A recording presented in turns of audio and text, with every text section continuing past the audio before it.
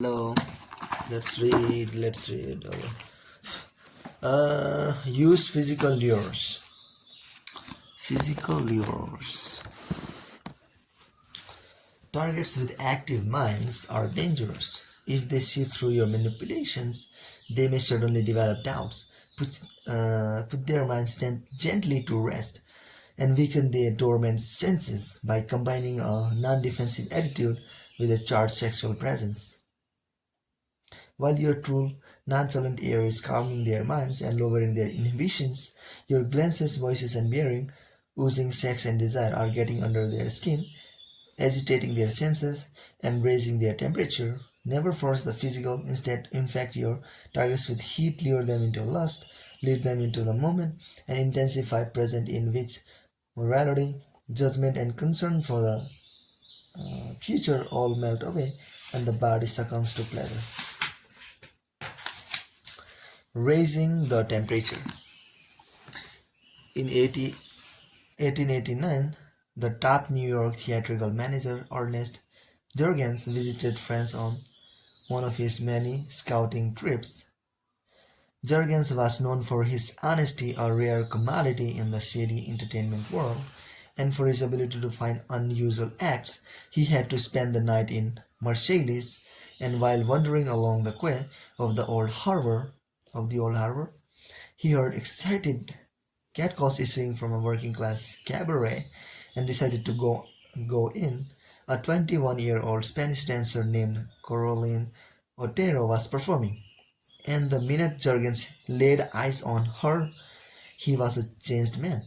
Her appearance was startling. 5'10", fiery dark eyes, black waist-length hair, her body corseted into a perfect hourglass figure, but it was the way she danced that made his heart pound. Her whole body alive, writhing like an animal in heat. As she performed a fandango, her dancing was hardly professional, but she enjoyed herself so much and was so unrestrained that none of that mattered. Jorgens also could not help but notice the men in the cabaret watching her, their mouths agape. After the show, Jorgens went backstage to introduce himself. Otero's eyes came alive as he spoke of his job and of New York. He felt a heat, a twitching in his body as she looked him up and down. Her voice was deep and raspy, the tongue constantly in play as she rolled her R's. Closing the doors, Otero ignored the knocks and pleas of the admirers dying to speak to her. She said that her way of dancing was natural. Her mother was a gypsy. Soon she asked Jurgens to be her escort that evening, and as he helped her with her coat, she leaned back towards him slightly as if she had lost her balance. As they walked around the city, her arms in his, she would she'd occasionally whisper in his ear. Jurgens felt his usual reserve melt away. He held her tighter. He was a family man, had never considered cheating on his wife, but without thinking, he brought Otero back to his hotel room. She began to take off some of her clothes, coat, gloves, hat, a perfectly normal thing to do, but the way she did it made him lose all restraint. The normally, the normally timid Jurgens went on the attack. The next morning, Jorgens signed Otero to a lucrative contract, a great risk considering that she was an amateur at best. He brought her to Paris and assigned a top theatrical coach to her.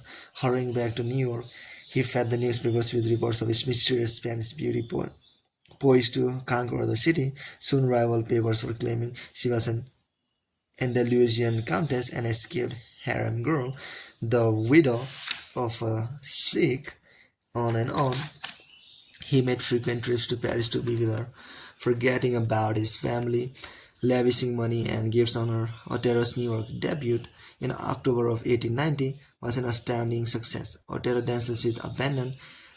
Read an article in the New York Times. Her lithe and supple body looks like that of a serpent watching in quick, graceful curves. In a few short weeks, she became the toast of New York society. Performing at private parties late into the night, the tycoon William Vanderbilt courted her with expensive jewels and evening on his yacht. Other millionaires vied for her attention. Meanwhile, Jurgens was dipping into the company till to pay for presents for her He would do anything to keep her, a task in which he was facing heavy competition. A few months later, after his embezzling became public, he was a ruined man. He eventually committed suicide.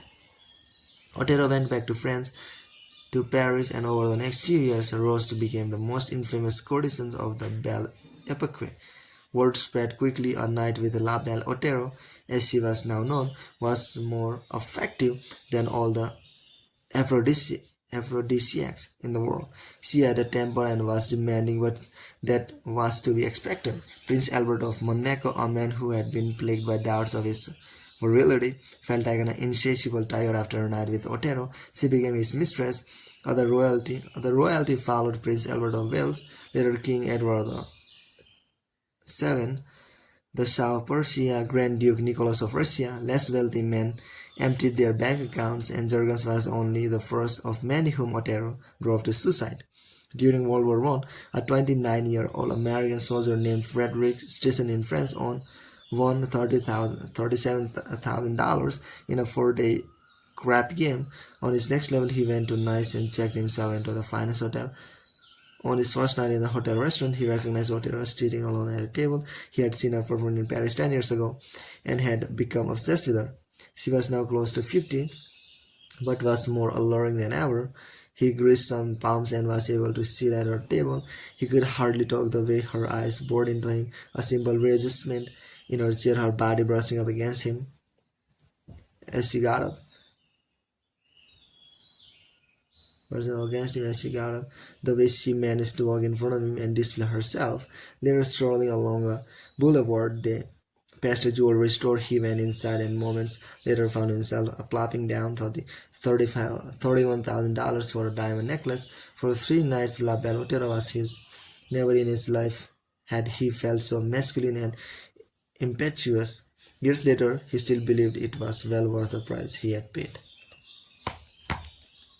Interpretation. Although La Belle Otero was beautiful, hundreds of women were more so. So were more charming and talented, but Otero was constantly on fire. Men could read it in her eyes, the way her body moved, a dozen other signs. The heat that radiated out from her came from her own inner desires. She was insatiably sexual, but she was also a practiced and calculating courtesan and knew how to put her sexuality to effect. On stage, she made every man in the audience come alive, abandoning herself in dance. In person, she was cooler or slightly so. A man likes to feel that a woman is inflamed not because she has an insatiable appetite, but because of him. So Otero personalized her sexuality using glances, a brushing of skin, a more languorous tone of voice, a saucy comment to suggest that the man was heating her up. In her memoirs, she revealed that Prince Albert was a most inept lover, yet he believed, along with many other men, that with her he was Hercules himself. Her sexuality actually originated from her, but she created the illusion that the man was the aggressor. The key to luring the target into the final act of your seduction is not to make it obvious, not to announce that you are ready to pronounce or be pronounced upon. Everything should be geared not to the conscious mind but to the senses. You want your target to reach your cues not from your words or actions but from your body. You must make your body glow with desire. For the target, your desire should be read in your eyes, in a trembling, in your voice, in your reaction when your bodies draw near. You cannot train your body to act in this way, but by choosing a victim, see chapter 1, who has this effect on you, it will also flow naturally. During the seduction, you will have had to hold yourself back. To intrigue and frustrate the victim, you will have frustrated yourself in the process and will already be champing at the bit. Once you sense that the target has fallen for you and cannot turn back, let those frustrated desires course through your body and warm you up. You don't need to touch your targets or become physical. As La Belle Otero understood, sexual desire is contagious. They will catch your heat and glow in return. Let them make the first move. It will cover your tracks. The second and third moves are yours. Spell sex with capital letters when you talk about Otero. She executed it. Maurice Chivalry. Lowering inhibitions. One day in 1931, in a village in New Guinea, a young girl named Tupercilai heard some happy news. Her father, the Alaman, who had left some months before to work on a tobacco plantation, had returned for a visit. Tubercelia ran to greet him. Accompanying her father was a white man, an unusual sight in these parts. He was a 22-year-old Australian from Tasmania, and he was the owner of the plantation. His name was Errol Flynn. Flynn smiled warmly at Tubercelia, seeming particularly interested in her bare breast. As was the custom in New Guinea, then she wore only a grass skirt. He said in pidgin English, now became she was, and he kept repeating her name, which he pronounced remarkably well. He did not say much else. Mind you, he did not speak her language, so she said goodbye and walked away with her father. But later that day, she discovered to her dismay that Mr. Flynn had taken a liking to her and had purchased her from her father for 2 pigs, some English coins, and some Seychelles money. The family was poor, and the father liked the price. The Priscilla had a boyfriend in the village whom she didn't want to leave, but she did not dare disobey her father, and she left with Mr. Flynn for the tobacco plantation. On the other hand, she had no intention of being friendly with this man, from whom she expected the worst kind of treatment. In the first few days, too, Priscilla missed her village terribly and felt nervous and out of sorts, but Mr. Flynn was polite and talked in a soothing voice. She began to relax, and since he kept his distance, she decided it was safe to approach him. His white skin was tasty to the mosquitoes, so she began to wash him every night with scented brush herbs to keep them away. Soon she had thought Mr. Flynn was lonely and wanted a companion. That was why he had brought her. At night he usually read.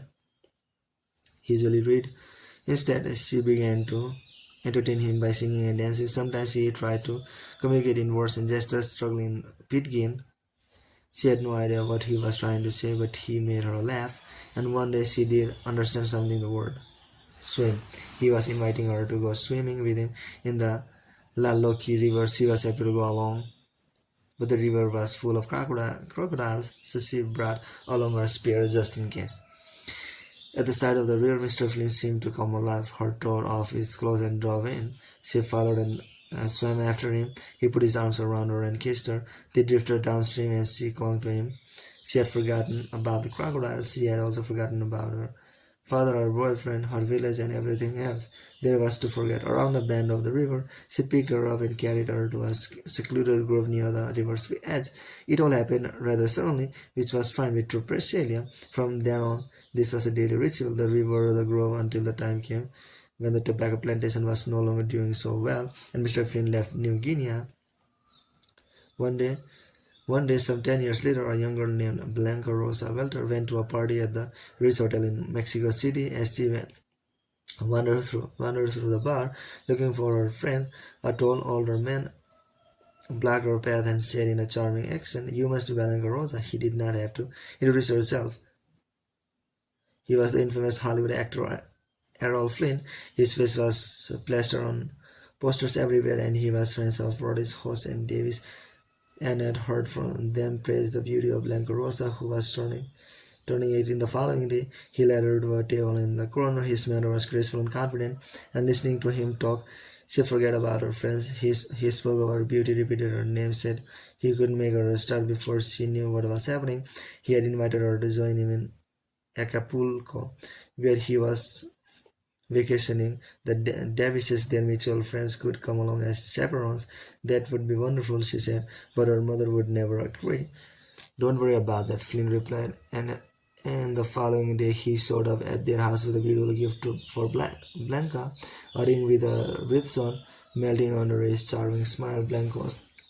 Blanca's mother agreed to his plan. Later that day, Blanca found herself on a plane to Acapulco. It was all like a dream. The Davises, under orders from Blanca's mother, tried not to let her out of their sight, so Flynn put her on a raft, and they drifted out into the ocean, far from the shore. His flattering words filled her ears, and she let him hold her hand and kiss her cheek. That night they danced together, and when the evening was over he escorted her to her room and serenaded her with a song. As they finally parted, it was the end of the perfect day. In the middle of the night, she woke up to hear him calling her name from her hotel room balcony.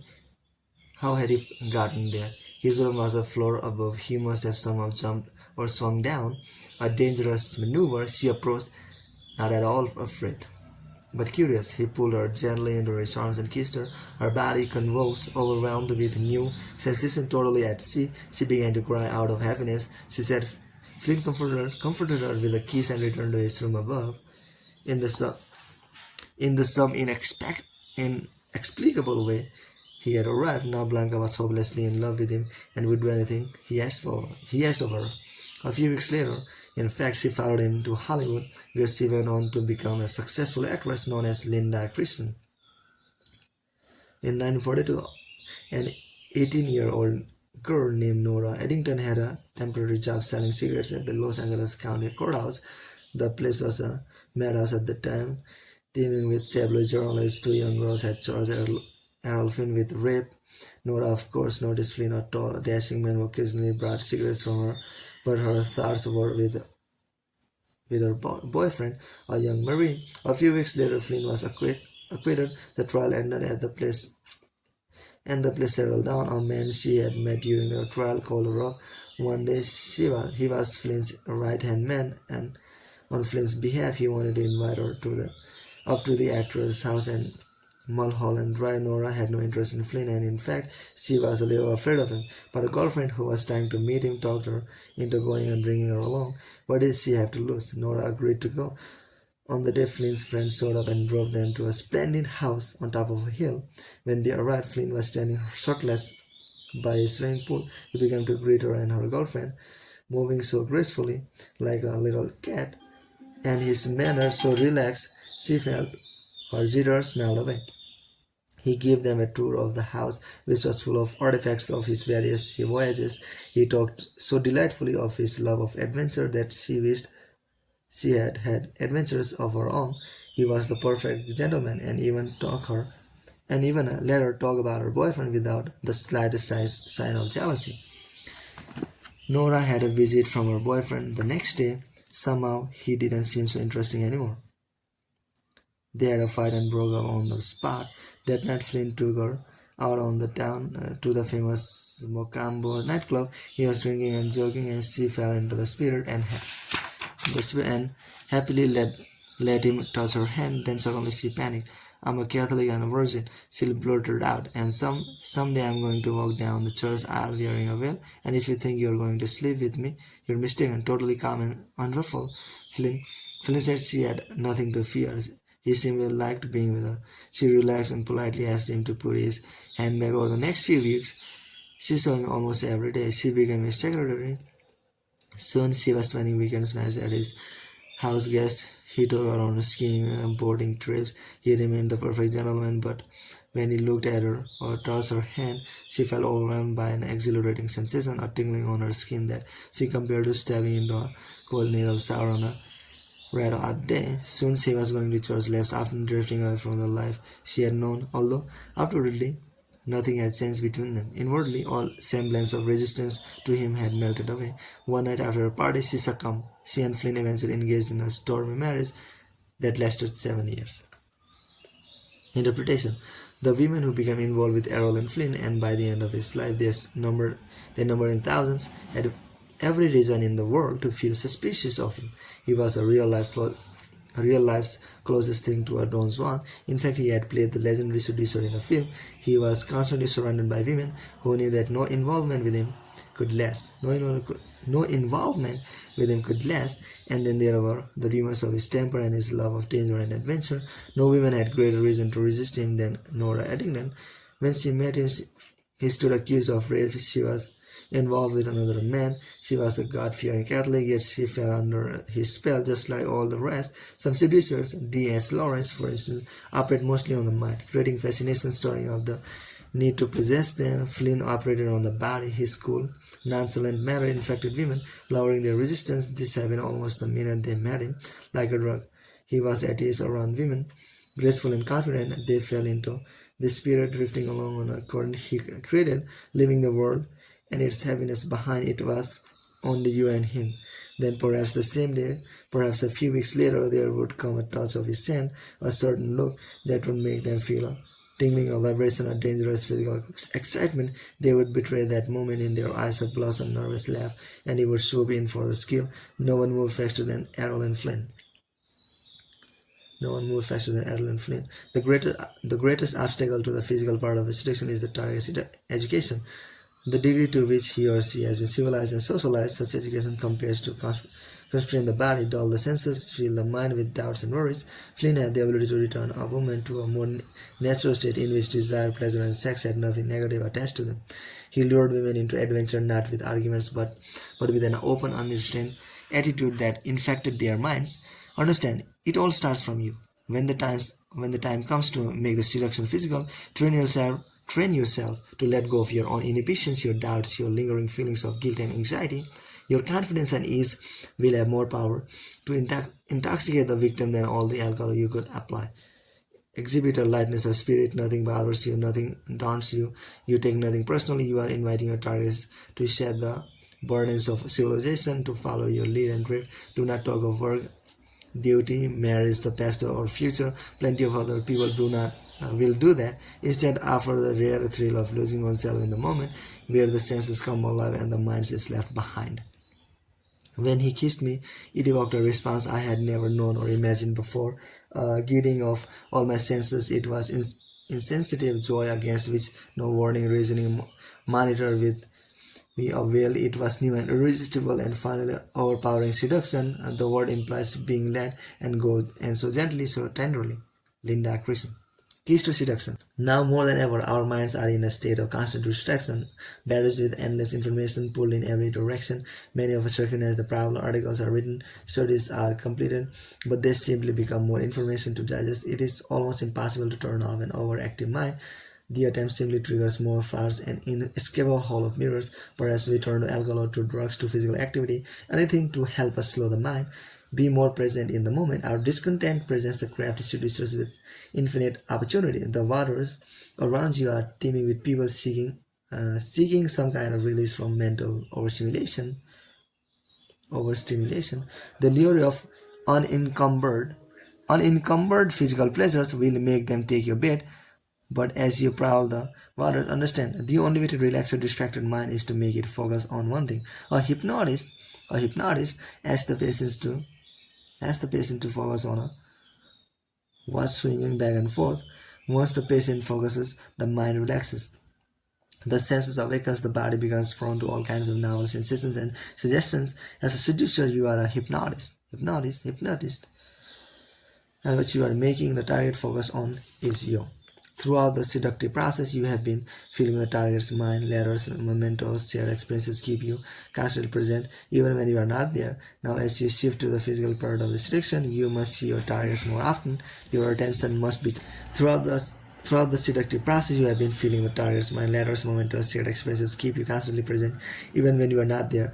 Now, as you shift to the physical part of the seduction, you must see your targets more often. Your attention must become more intense. Errol Flynn was a master at this game. When he homed in on victim, he dropped everything else. The woman was made to feel that everything came second to her. His career, his friends, everything. Then he would take her on a little trip, preferably with water around. Slowly the rest of the world would fade into the background and Flynn would take center stage. The more your targets think of you, the less they are distracted by thoughts of work and duty. When the mind focuses on one thing, it relaxes, and when the mind relaxes, all the little paranoid thoughts that we are prone to do you really like me? Am I intelligent or beautiful enough? What does the future hold? Vanish from the surface. Remember, it all starts with you. Be distracted, present in the moment, and the target follows suit. The intense gaze of the hypnotist creates a similar reaction in the patient. Once the target's overreactive mind starts to slow down, their senses will come to life and your physical lures will have doubled their mind. Now, heated glance will give them flush. You will have a tendency to employ physical lures that work primarily on the eyes, the sense we most rely on in our culture. Physical appearances are critical, but you are after a general general agitation of the senses. La Belle Otero made sure men noticed her breast, her figure, her perfume, her walk. No part was allowed to predominate. The senses are interconnected. An appeal to smell will trigger touch. An appeal to touch will trigger vision. Casual or accidental contact, better a brushing of the skin than something more powerful right now, will create a jolt and activate the eyes, subtly modulate the voice, make it slower and deeper. Living senses will crowd out rational thoughts. In the 18th century libertine novel The Wayward Head and Heart by Srebin Fields, Madame de Lursay, in trying to seduce a younger man, Melkor, her weapons are several. One night at a party she is hosting, she wears a revealing gown, her hair is slightly tousled, she throws him heated glances, her voice trembles a bit. When they are alone, she innocently gets him to sit close to her and talks more slowly. At one point, she starts to cry. Melkor has many reasons to resist her. She has fallen in love with a girl his own age, and he has heard rumors about Madame de Luce that would make him distrust her, but the clothes, the look, the perfume, the voice, the closeness of her body, the tears, it all begins to overwhelm him, and indescribable agitation stirred my senses. Melicor succumbs. The French libertines of the 18th century called it the moment. The moment, seducer leads the victim to a point where he or she reveals involuntary signs of physical excitation that can be read in rare symptoms. Once those signs are detected, the seducer must work quickly, applying pressure on the target to get lost in the moment. The past, the future, all moral scruples vanishing in air. Once your victims lose themselves in the moment, it is all over. Their minds, their conscience no longer holds them back. The body gives in to pleasure. Madame de Lourdes lures Melicor into the moment by creating a generalized disorder of the senses, rendering him incapable of thinking straight. In leading your victims into the moment, remember a few things. First, a disordered look. Madame de Lourdes' tousled hair, her ruffled dress has more effect on the senses than a neat appearance. It suggests the boredom. Second, be alert to the sense of physical excitation, blushing, trembling of the voice, tears, unusually forceful laughter, relaxing movements of the body, any kind of involuntary mirrors, their gestures imitating yours, a revealing slip of the tongue. These are signs that the victim is slipping into the moment and pressure is to be applied. In 1934, a Chinese football player named Li met a young actress named Lan Ping in Shanghai. He began to see her often at his matches, cheering him on. They would meet at public affairs, and he would notice her glancing at him with her strange yearning eyes, then looking away. One evening he found her seated next to him at a reception. Her leg brushed up against him. They chatted, and she asked him to see a movie with her at a nearby cinema. Once they were there, her head found its way onto his shoulder. She whispered into his ear something about the film. Later they strolled the streets, and she put her arms around his waist. She brought him to a restaurant where they drank some wine. Lee took her to his hotel room, and there he found himself overwhelmed by accurate and sweet words. She gave him no room to retreat, no time to cool down. 3 years later, Leping, soon to be renamed Jiang Qing, played a similar game on Mao Zedong. She was to become Mao's wife. The infamous Madame Mao, leader of the Gang of Four. Seduction, like warfare, is often a game of distance and closeness. At first you track your enemy from a distance. Your main weapons are your eyes. And a mysterious matter, Byron had his famous underlook. Madame Mao, her yearning eyes. The key is to make the look short and to the point, then look away like a receiver glancing the flash, making your eyes reveal desire and keep the rest of the face still. A smile will spoil the effect. Once the victim is heated up, you quickly bridge the distance, turning to hand combat in which you give the enemy no room to withdraw, no time to think or to consider the position in which you have placed him or her. To take our elements of fear out of his, use flattery to make the targets feel more masculine or feminine, praise your victims. It is therefore that you have become so physical and aggressive. There is no greater physical lure than to make the target feel alluring. Remember, the girdle of Aphrodite, which gave her untold seductive powers, included that of sweet flattery.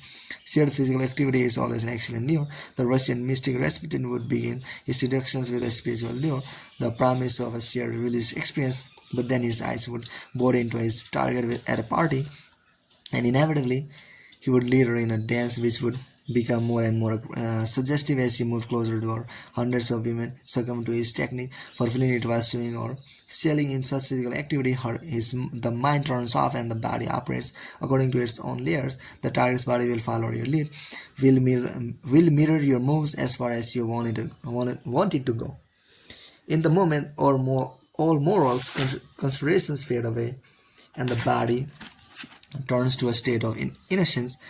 You can partly create the feeling through a devil may care attitude. You You don't worry about the world or what people think of you. You don't judge your target in any way. Part of Flynn's appeal was his total acceptance of a woman. He was not interested in a particular body type of woman's race or her level of education or political beliefs. He was in love with her feminine presence. He was luring her into an adventure free of society structures and moral judgments. With him, she could act out a fantasy which, for many, was the chance to be aggressive or transgressive, to experience danger. So empty yourself of your tendency to moralize and judge. You have lured your targets into a momentary whirl of pleasure, soft and accommodating, or all rules and taboos thrown out the window. Symbol: the raft. Floating out to sea, drifting with the current. Soon the shorelines disappear from sight and the two of you are alone. The water invites you to forget all cares and worries, to submerge yourself without anchor or direction. Cut off from the past, you give in to the drifting senses and slowly lose all restraint. Reversal. Some people panic when they sense they are falling into the moment. Often using spiritual lures will help disguise the increasing physical nature of the seduction. That is how the lesbian seductress Natalie Barney operated. In her heyday, at the turn of the 20th century, lesbian sex was immensely transgressive, and women new to it often felt a sense of shame or dirtiness. Barney led them into the physical, but so enveloped it in poetry and mysticism that they relaxed and felt purified by the experience. Today, few people feel repulsed by their sexual nature, but many are uncomfortable with their bodies. A purely physical approach will frighten and disturb them. Instead, make it seem a spiritual, mystic union, and they will take less notice of your physical manipulations. Okay, bye. Bye.